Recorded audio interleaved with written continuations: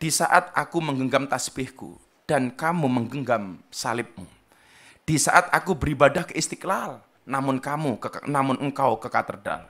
Di saat bioku tertulis Allah Subhanahu wa taala dan biomu tertulis Yesus Kristus. Di saat aku mengucap assalamualaikum dan kamu mengucap salam. Di saat aku mengeja Al-Qur'an dan kamu mengeja Alkitabmu. Kita berbeda saat memanggil nama Tuhan.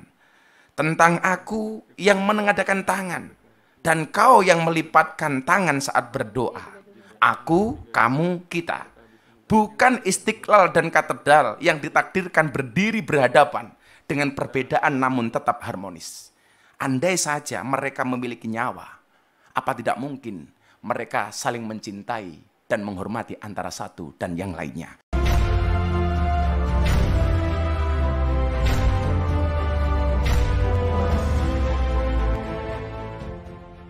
Assalamualaikum warahmatullahi wabarakatuh. Salam sejahtera untuk kita semuanya. Salam Bapak Gubernur Mas Anies Baswedan yang saya hormati,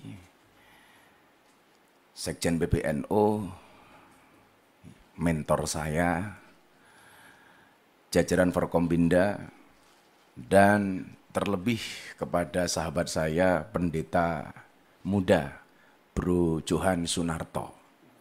Jadi ini perpaduan antara Cina dan Jawa. Kalau Sunarto itu pasti Jawa.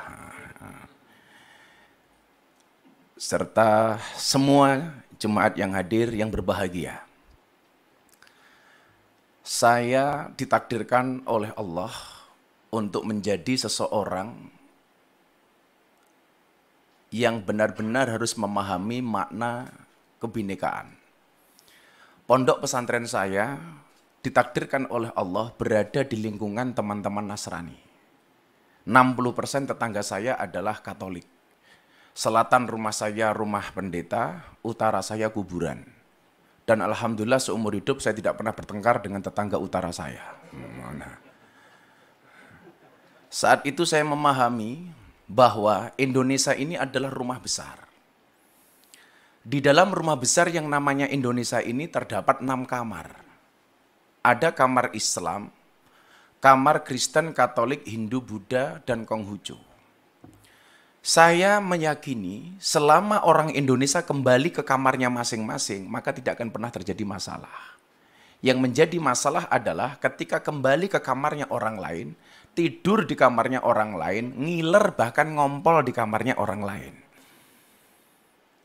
Maka begitu indahnya Indonesia menata kerukunan ini dengan luar biasa ketika kemudian menerbitkan identitas kita masing-masing. Anda yang beragama Islam dengan KTP Islam. Maka dulu Mas Anies ada usulan kolom agama dalam KTP dihapus saja. Karena dianggap ini awal dari diskriminasi. Justru saya sebaliknya. Menurut saya kolom agama dalam KTP tetap harus dipertahankan. Anda sebagai umat Kristiani berbanggalah dengan KTP-mu. Dengan Kristianinya. Anda yang beragama Islam, berbanggalah dengan KTP-mu yang beragama Islam. Maka saya menolak tegas kalau kolom agama dalam KTP dihapus. Tapi kalau yang dihapus kolom kawin atau belum kawin, saya setuju. Jadi kan bujang terus Pak. Pak Kapolres setuju ini pasti. Tapi juga kemudian ada yang memahami toleransi secara kebablasan. Saya kasih contoh misalnya, ada orang yang mengatakan semua agama itu benar titik. Saya pikir kalimat ini tepat tapi kurang lengkap. Bagi saya yang benar adalah semua agama itu benar bagi penganutnya. Kenapa harus tambahkan penganutnya? Kalau semua agama itu benar titik, saya khawatir nanti pendeta Johan tiap hari ganti agama. Kenapa? Karena dengan gampangnya kita meremehkan, toh semuanya benar kok. Maka kalimat yang menurut saya diksi yang paling tepat adalah semua agama itu benar bagi penganutnya. Bagi pendeta Johan harus mengatakan bahwa agama yang saya yakini adalah yang paling benar. Tetapi bukan berarti kita diperbolehkan untuk menyalahkan agama orang lain. Makanya kemudian di dalam surat Al-An'am, dalam Al-Quran, Allah Subhanahu wa taala berfirman, dan janganlah kamu memaki sesembahan selain Allah, karena mereka nanti akan memaki Allah dengan melampaui batas tanpa pengetahuan. Sederhananya adalah kalau kamu tidak mau agamamu dihina oleh orang lain, maka jangan pernah kamu menghina agama orang lain. Bahkan Rasulullah pernah mengatakan, mau nggak orang tua kamu dihina? Mana mungkin wahai Rasul, kami menghina orang tua kami. Apa jawaban Rasulullah? Kalau kamu tidak mau orang tua kamu dihina oleh orang lain, maka jangan sekali-kali kamu menghina orang tua orang lain. Maka saya selalu sampaikan, kalau orang Indonesia tidak bisa akur gara-gara beda agama, kalah dengan burung. Burung itu punya agama tapi bisa akur. Agamanya burung itu ada dua, Mas Anies. Kalau enggak Kristen, Islam. Burung Kristen buktinya ada burung gereja. Burung Islam ada burung namanya emprit kaji. Emprit kaji itu burung emprit yang kepalanya putih, itu namanya emprit kaji. Tapi kalau ikan, Pak Kapolres, agamanya pasti Katolik. Buktinya yang paling besar namanya paus. Nah, gitulah kira-kira. Bahkan burung gereja itu sering tinggal di masjid. Karena saya dulu ketika di pondok, saya sering makan burung gereja. Burung gereja tinggalnya di masjid. Nggak ada tulisan burung gereja dilarang masuk, itu nggak ada, Pak. Maka inilah saya pikir indahnya Indonesia. Yang kemudian semua kebebasan di dalam beragama dengan menjaga toleransinya yang tertuang di dalam Pancasila dengan Bhinneka Tunggal Ikanya. Maka sekali lagi, kalau kemudian kita bisa kembali ke kamarnya masing-masing, tidak akan terjadi masalah. Ingat Bapak Ibu, saya mencatat, toleransi menjadi sulit ketika orang lupa bahwa beragama itu untuk mengatur diri sendiri, bukan mengatur orang lain. Banyak orang beragama yang bahkan belum menggenapi pelaksanaan nilai agama untuk dirinya sendiri, tapi sibuk ngurusi perilaku orang lain. Tentunya ini kurang dibenarkan. Maka begitu indahnya hubungan saya dengan kawan-kawan Nasrani di pondok saya sampaikan barangkali Mas Anies, di tempat saya itu kalau ada orang Nasrani meninggal, mereka sembahyangan untuk mendoakan almarhum. Kita yang Muslim datang, Mas, di belakang. Kita nungguin, begitu nanti jatahnya makan, kita makan bareng. Ketika ada orang Islam meninggal dunia, kita tahlilan, teman-teman jemaat gereja nunggu di belakang. Ketika jatahnya makan-makan, kita makan bareng. Akidahnya tetap masing-masing, tetapi muamalahnya bisa kita lakukan bareng-bareng. Kalau Idul Fitri seperti ini, kawan-kawan saya Nasrani masak, Pak. Hasil masakannya dibagi ke semua warga kampung, baik yang beragama Islam maupun yang beragama Nasrani. Begitu Natal tiba, kawan-kawan Islam gantian yang masak, dibagi ke seluruh kampung. Maka saya teringat kemudian dengan cerita Nabi Ibrahim alaihissalam ketika masak kemudian tetangganya dipanggil. Nabi Ibrahim itu dikasih gelar kekasihnya Allah gara-gara suka traktir orang. Bulan Ramadan ini saya belum ditraktir sama Mas Anies, belum.